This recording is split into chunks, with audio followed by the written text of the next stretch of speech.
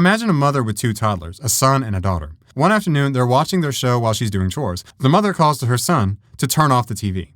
He picks up the remote, presses the button, and the screen immediately goes dark.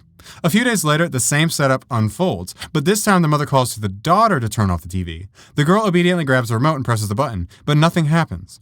Unknown to her, the mother had removed the batteries earlier and never replaced them.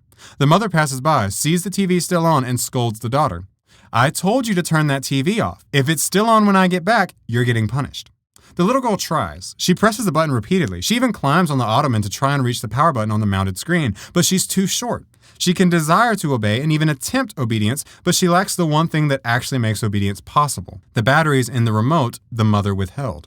Calvinists will often point out that this scenario would assume the child wanted to obey, due to their view of total depravity, which is grounded in another classic Calvinist proof text, Ephesians 2 verse 1, quote, "You were dead in your trespasses and sins." Essentially, they will point to this verse and say dead men don't move, or dead men can't repent, therefore those dead in their sins wouldn't be hitting the power button to obey the command.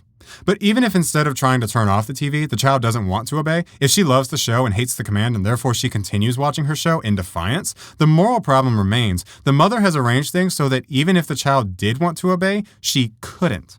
In Calvinism, the reprobate are never given the grace without which they cannot do otherwise than persist in unbelief. That's the point the analogy is aimed at.